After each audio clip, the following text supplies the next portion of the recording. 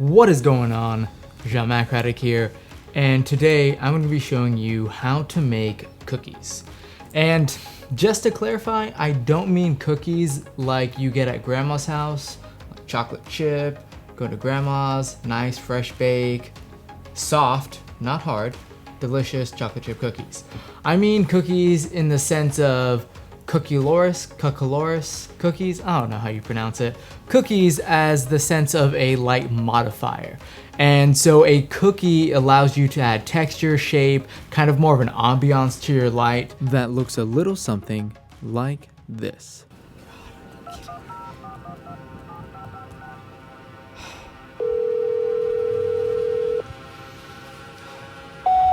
Jed, please pick up. I haven't heard back from you in 3 days. This is not okay, dude. You need to call me back. I'm gonna come over if you don't call me back in the next 5 minutes. Seriously.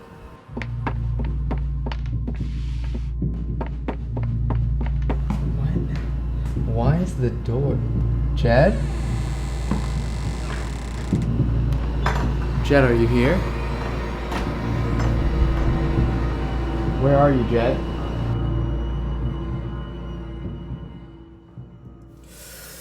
Oh, man. Every single damn time. Shivers up my spine. Whew. I don't know if it's the cinematography, the audio design, just, oh, man. Creepy. Suspenseful. All right.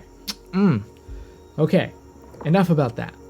What I want to do right now is kind of go behind the scenes and talk about how I actually built all of these scenes out and kind of go scene by scene.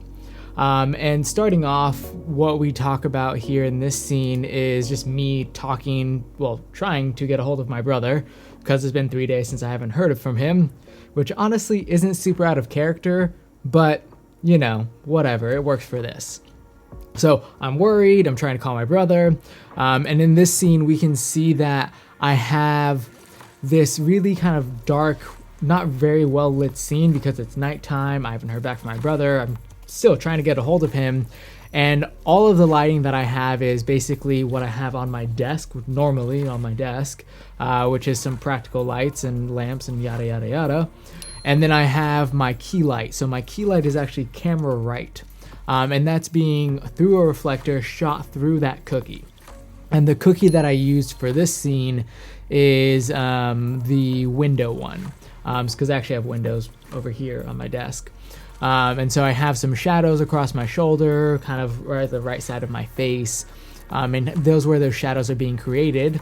And that's actually kind of nice and ominous and kind of really gets an idea of, you know, how you can use a cookie.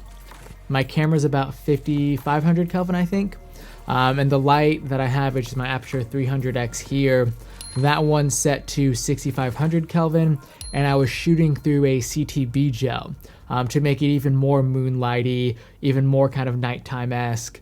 And that's really nice that you can add that by changing either the color temperature of your camera or adding some more CTB. In the next scene we have here, which is all stairwell. At the top of the stairwell, we actually have some windows in there, but naturally they're just windows and they don't really ever create this pattern on the background that we see right here. And so at the bottom, or I guess that midpoint of the stairwell, we have this background being created as we do that turn. And we can see it right here. This background is all created by that Cucoloris cookie, the cookie breakup.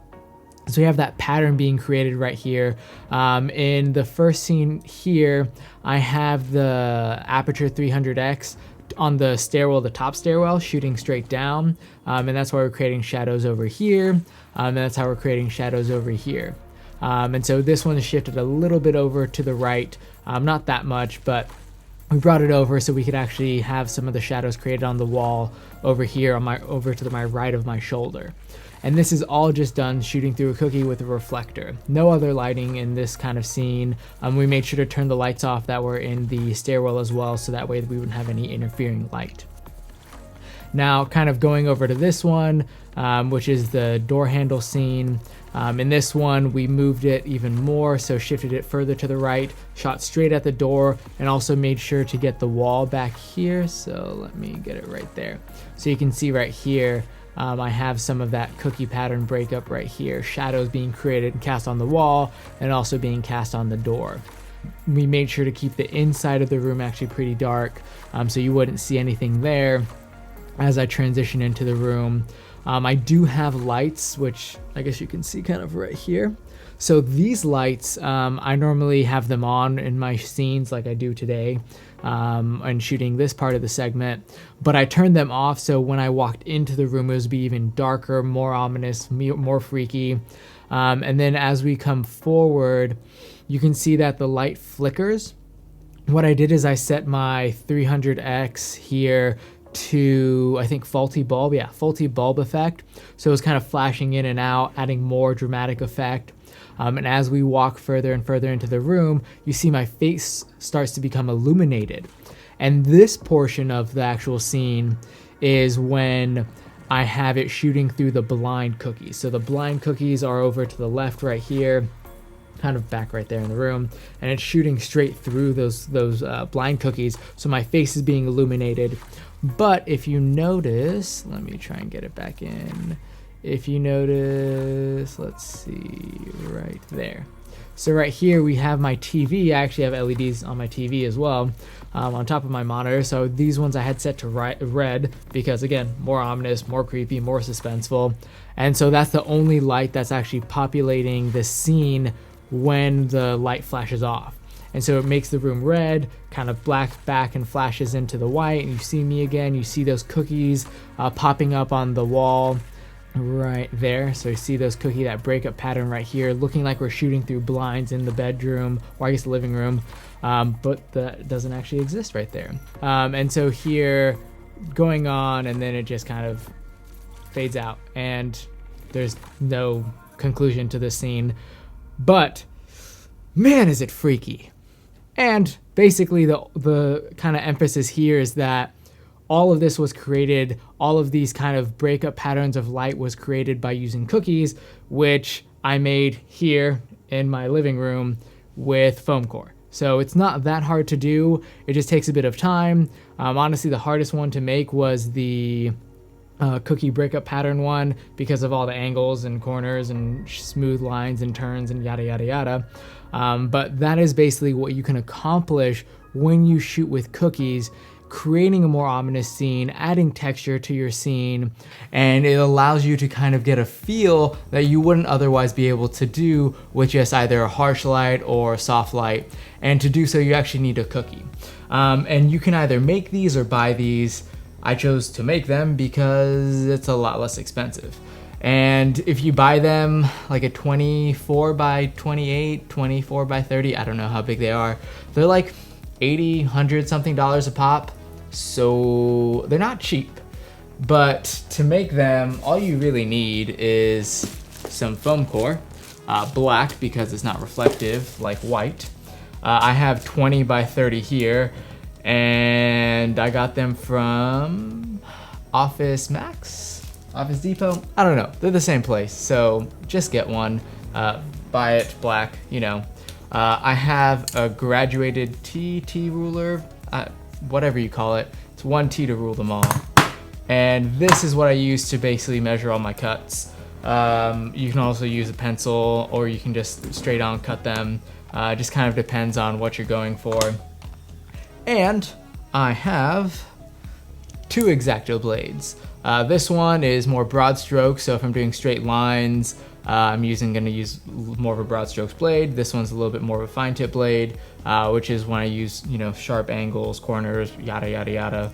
That's what I'm gonna use this one for. And then I also, you don't necessarily need this, but I have a little cutting mat, because I, respect the wood, it's important. Alternatively, you can get a very, very modestly sized piece of cardboard. I don't think this one's quite big enough, but it'll have to do.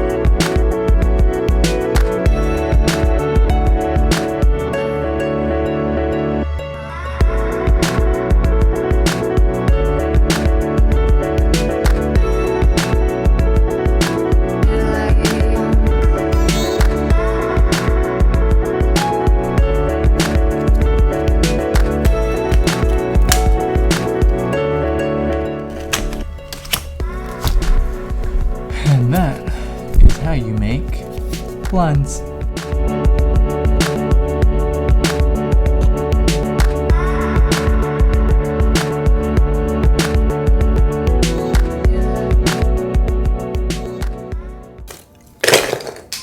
Alright, so that's all for making cookies. Now, kind of recapping what we made today, we have our blinds. We have additionally our French door framing here. We have a regular window with some framing. And then we have our Cucoloris, I don't know, cookies here. And all of these are going to be really nice ways for you to add some texture and shadows and just add some kind of more clarity to your images that just isn't possible just using a regular softbox or a reflector that's just, just gonna pull out light. Here we're adding shadows to our lighting, we're adding some just different depth and different feel to our kind of framing and our set that we have. Now, the goal here using Foamcore is that it's a hell of a lot more affordable. So, instead of dropping $120 a pop, you're dropping, I don't know, like $5 a pop. So that's all for today's video. Make sure to like this video or subscribe to our channel if you want to see more content like this, and I will see you in the next one. Adieu.